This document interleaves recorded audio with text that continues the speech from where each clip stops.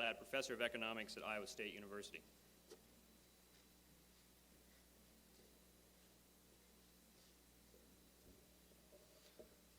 Well, it's a privilege for me to introduce to you Professor Kenneth Boulding to speak on the economic implications of living in an age of limits. Professor Boulding is a native of England. He was educated in England and in the United States. He's been a resident of the United States since 1937 and a citizen since 1948. He married Elise Bjorn Hansen in New York in 1941. They are the parents of 5 children.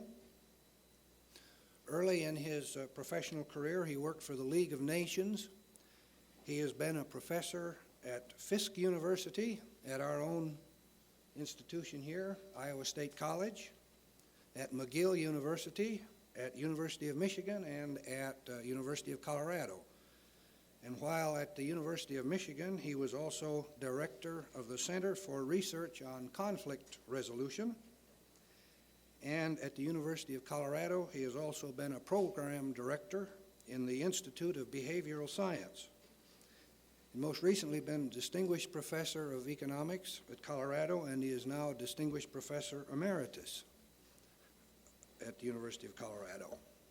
He has also served as a visiting professor at several universities in the United States and at universities in Jamaica, in Japan, in South Africa, and in Scotland. He has been active in professional associations. He's been a director and a president of the American Association for the Advancement of Science. He's been a president of the American Economics Association, and he has won the John Bates Clark Medal from the American Economics Association. And that presidency and that medal are the 2 highest honors that association can award to an economist. He has also been the president of the Association for the Study of the Grants Economy and of the International Peace Research Society, and he has served as president of other associations. He's received honorary degrees from 30 universities. Imagine that, 30 universities. He's written some 30 books and numerous journal articles and chapters in books. And he has written on a variety of topics. Perhaps one way to illustrate the breadth of his interests and the variety of his competencies is simply to list some of the journals in which he has published. Some of the journals in which he has published are the American Economics Review, the Journal of the American Institute of Architects, the American Psychologist, Arms Control and Disarmament, Bulletin of Atomic Scientists, Journal of Conflict Resolution, Journal of Higher Education, and Technology Review. And he has also published several verses. So it is a great pleasure for me to introduce to you Professor Kenneth Boulding to speak on the economic implications of living in an age of limits. Professor Boulding.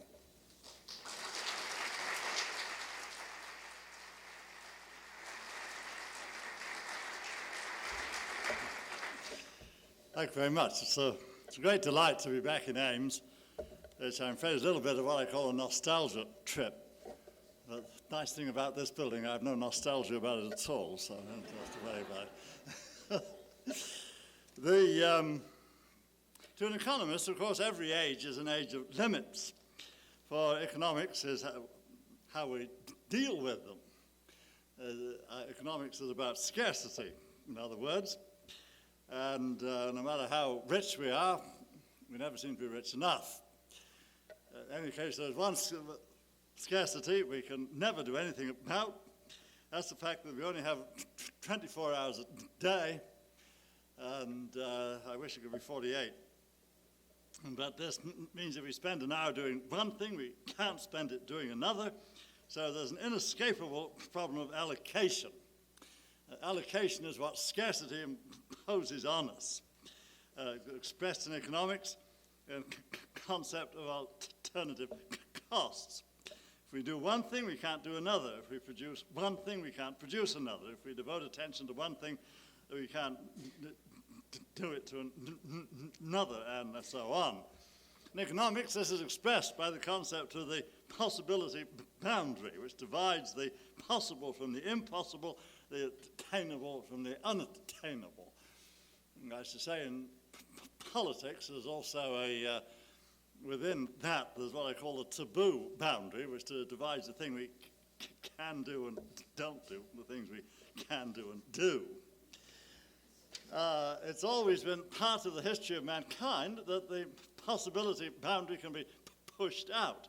That is, things which previously were impossible become possible, like going to the moon, making plastics, and creating new forms of life. Development is precisely this realization over time of the extraordinary human potential for pushing out the probability boundary.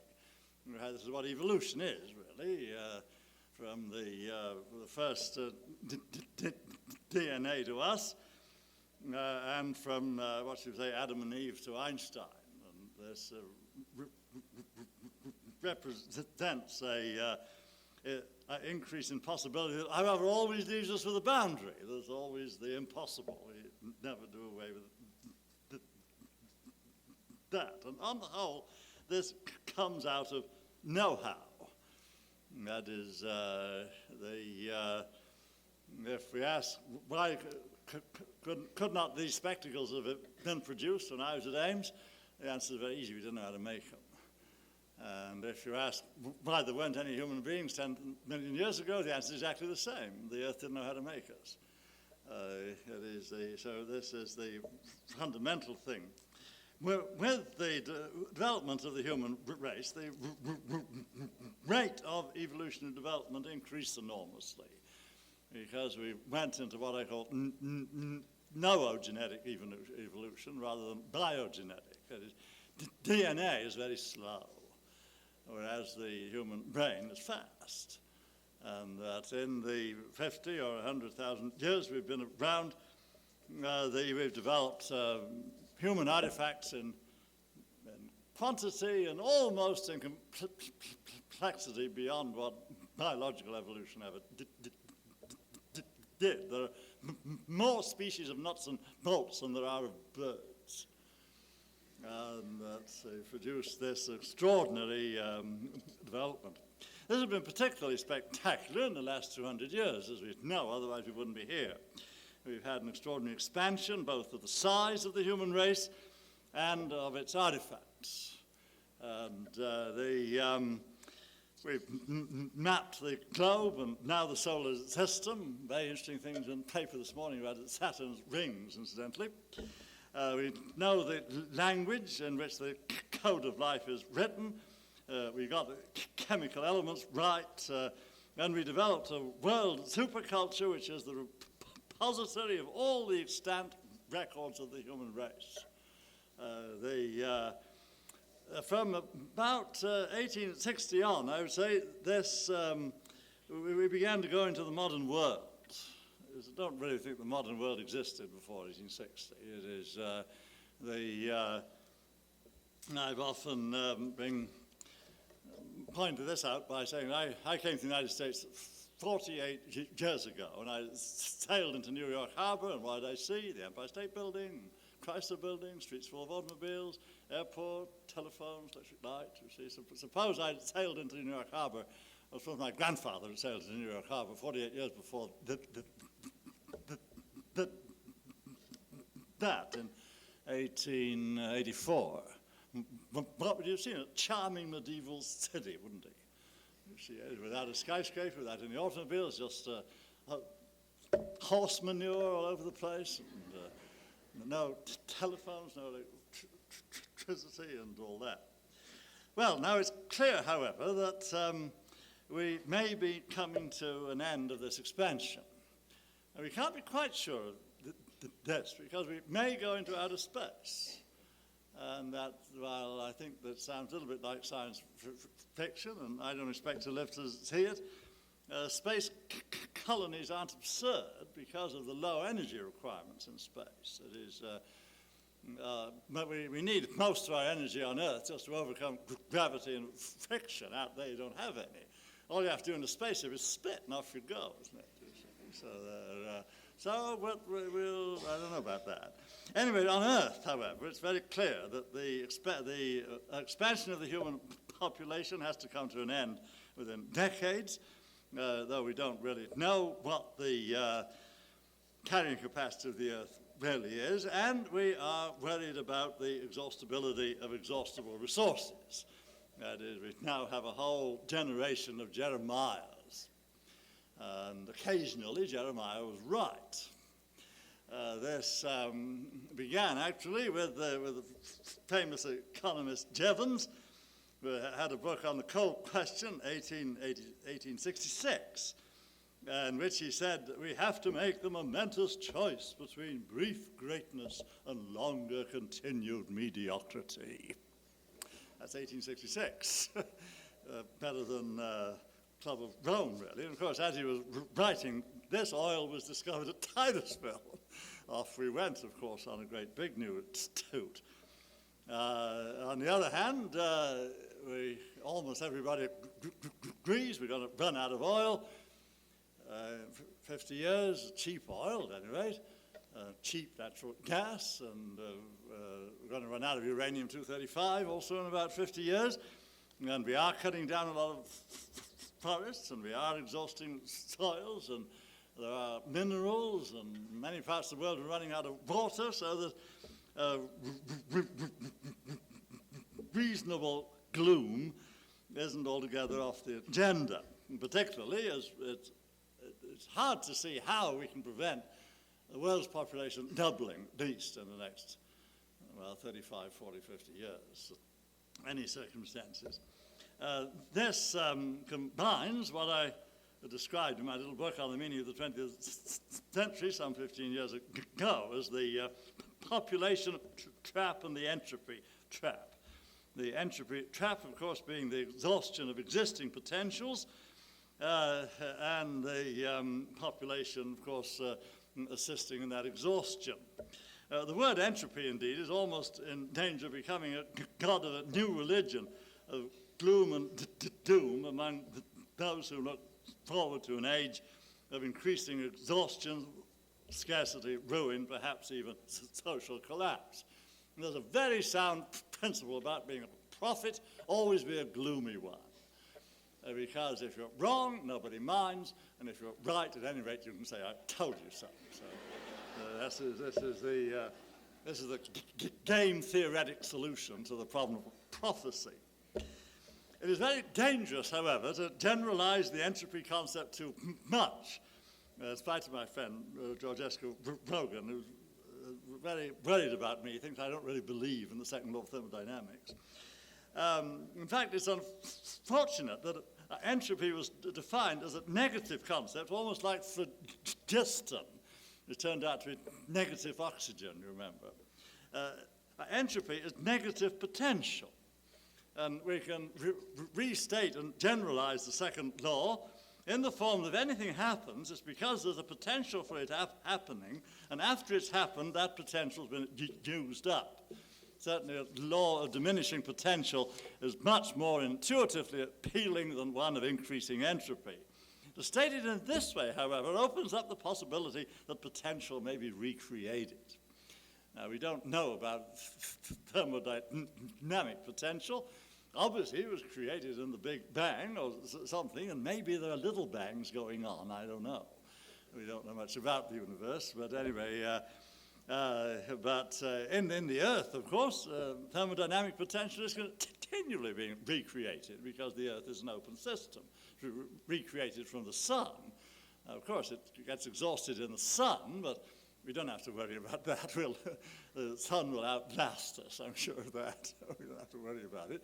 And as far as the Earth, even though thermodynamic potential is diminished every time a stream runs downhill, it is recreated by rain and snow up in the highlands, and that's because of the sun.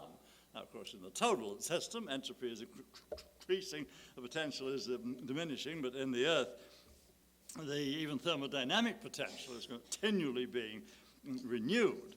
Well, it's the same with the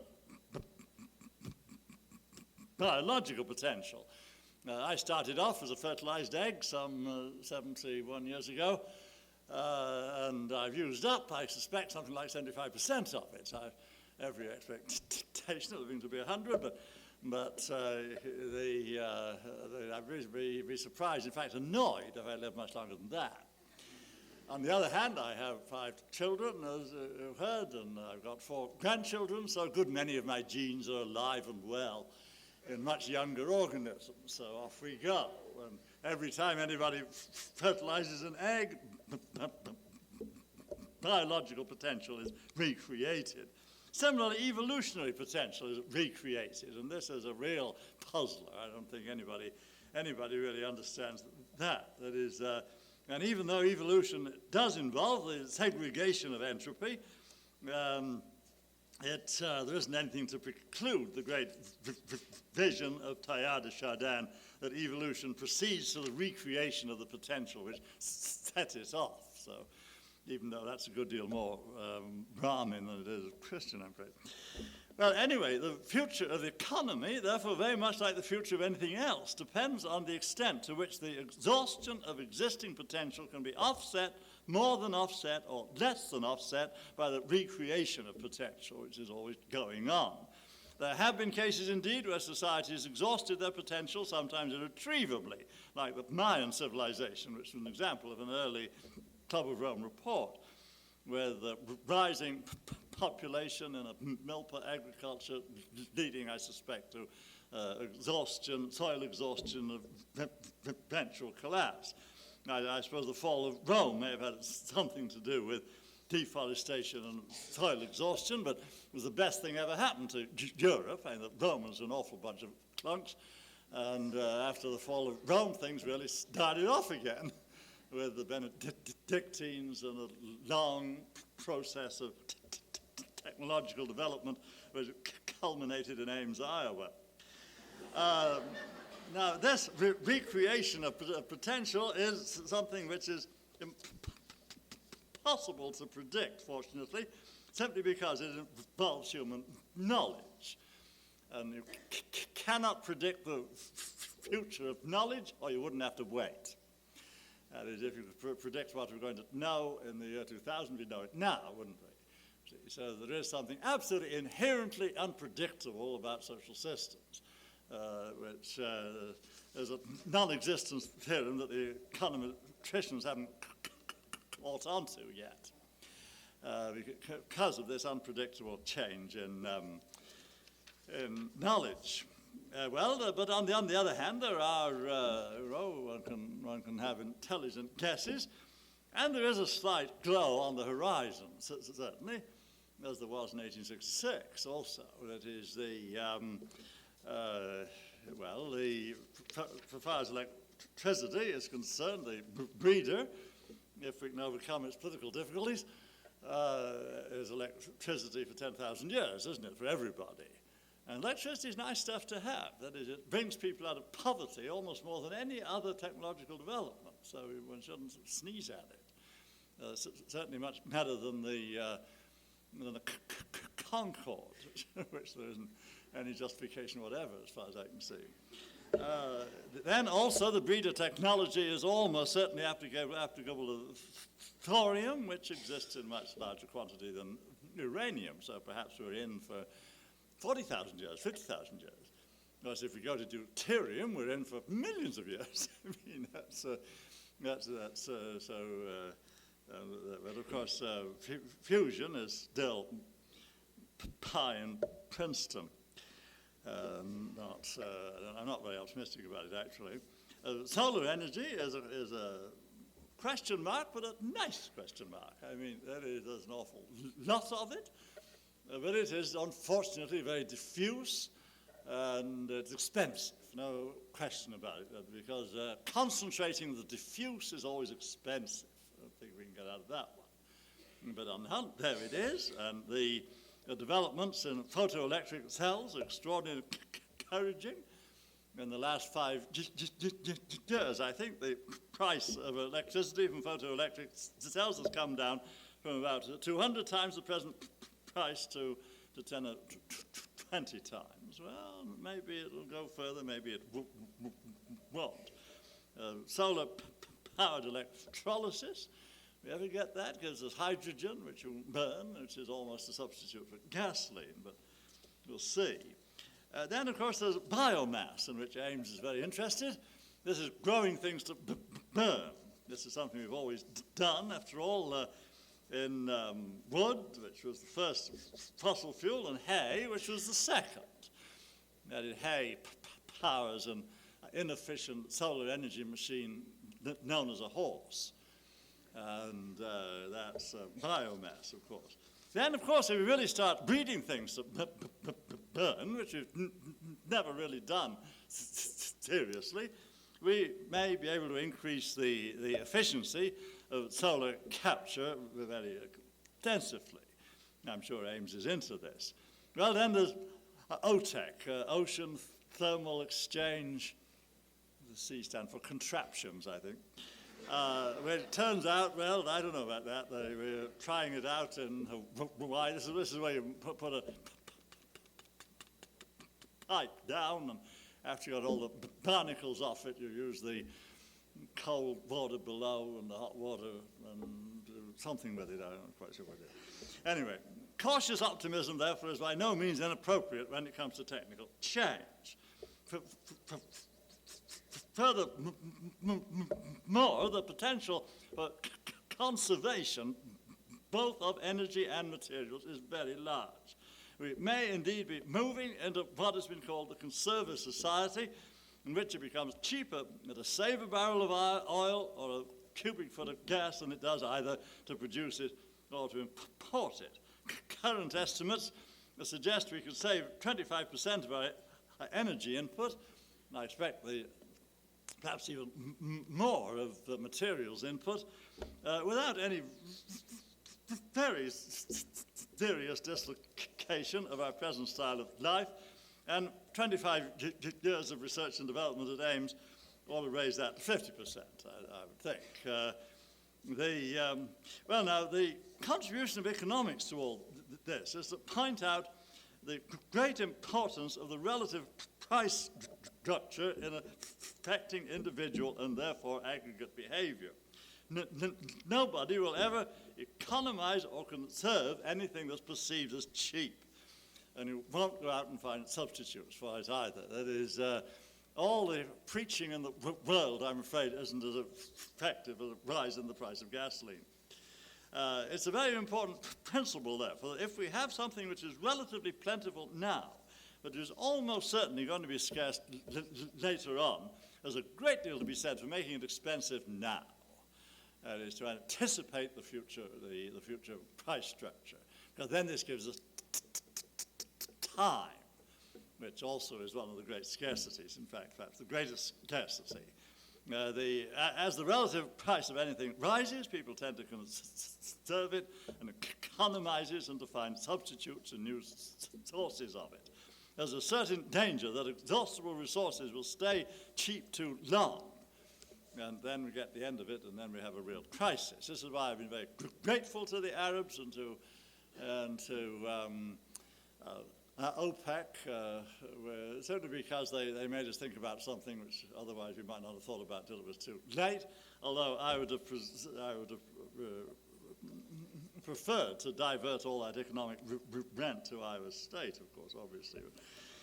Well, the free market does something with this, that is, if the price of exhaustible resources is going to rise, it pays you to keep them in the ground. Because they're price rises, very nice. You don't have to do anything about it. Yeah, it is. On the other hand, it's also arguable, I think, that this is inadequate, and we ought to do something with taxes on extraction, or, for instance, on gasoline. And I've been advocating shifting the property tax onto gasoline with a little deduction for people who have to drive to work. And that might work. But it's very hard to get much political support for any policy of making anything expensive.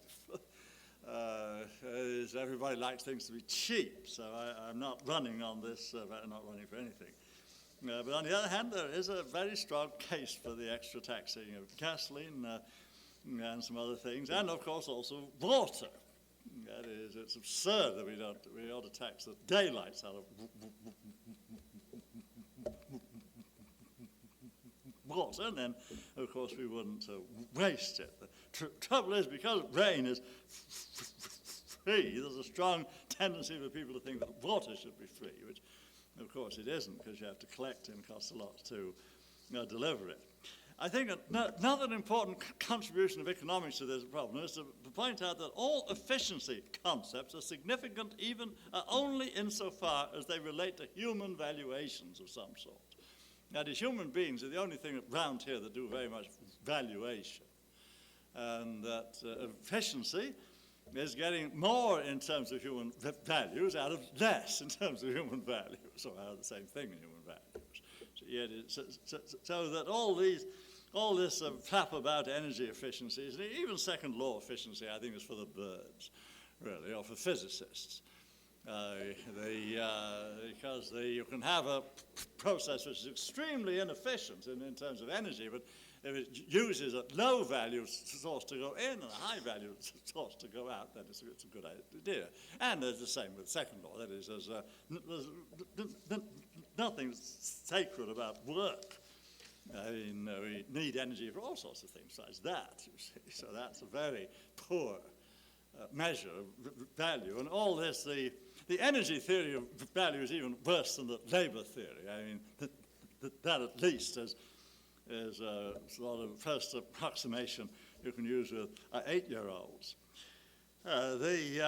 Yes, all values are produced by human valuation. Now, this, of course, isn't to say that market values are a perfect measure of human valuations, which they aren't, because markets are subject to all sorts of pathology, as everything else are. But they aren't a bad, I think, first approximation. And the great advantage of the market, as Dancer Olson has pointed out, is it tends to economize agreement, which is one of the scarcest resources, far more scarce than energy. I mean, that is really, we've got energy coming out of our ears. Agreement is hell. And that is, it's the scarcest resource that we have. As you look at Cambodia, look at Argentina, look at all the catastrophes in the world, a result of the failure to economize agreement. Yeah, it is, and the market economizes it. Well, you know, the old rhyme, she liked coffee and I liked tea, and that was the reason we couldn't agree. Well, if there's a market, you don't have to agree. In fact, I have tea for breakfast, my wife has coffee, no problems whatever. And we don't even have to go to the little brown jug. So now, of course, this isn't to say that the market can do everything, in spite of my friend Milton Friedman. Yes, Virginia, there are public goods and there are public bads, and much as I regret it, I've never been able to make the grade as an anarchist. I've always wanted to be one, but you just had to admit that government was an evil necessity, and you just have to have political processes.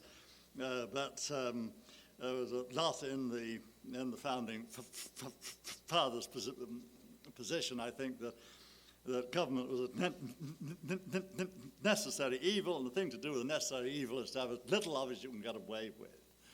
And on the whole, we've done pretty well with that. Looking at the future, what do we see? Well, we see a great spectrum of potentialities, really, say over the next 100 years. At one end, at the favorable end, you have what I call the mature Earth, in which we control population, and we don't get any richer, but we enjoy what we've got, in which the poor get a lot richer, and the rich don't get much richer, and we're probably rich enough, in which everybody gets more bang for the buck, as it were, which we develop quality rather than quantity and all that stuff. and in which the exhaustible resources wind down and the inexhaustible ones rise. So this isn't absurd. That is, it's, I don't know, I wouldn't hesitate to put a probability on it, but there it is over there. See, well, at the other end of the spectrum, you've got almost complete catastrophe. Nuclear war, roving bands, collapse of society, exhaustion of resources, all the, you name it. You make the most nightmarish prediction you can make for the next 100 years, and it's over there, and it has a positive probability. I don't know what it is. See, and then there's all sorts of things in between, and I suppose the thing in the middle is what I've sometimes called a mosaic world. And we do not have one world, and we're not going to have it for a very long time, I hope never, because it'd be terribly dull. I want a mosaic world of many different cultures, many different countries, what I call the doors with walls. I mean the walls with doors model. We need to have little walls around us. We need to be cozy. And the whole world is drafty. It's too big. Can't handle it, you know. So we need to have little families, neighborhoods, towns, Plato's Republic like Singapore.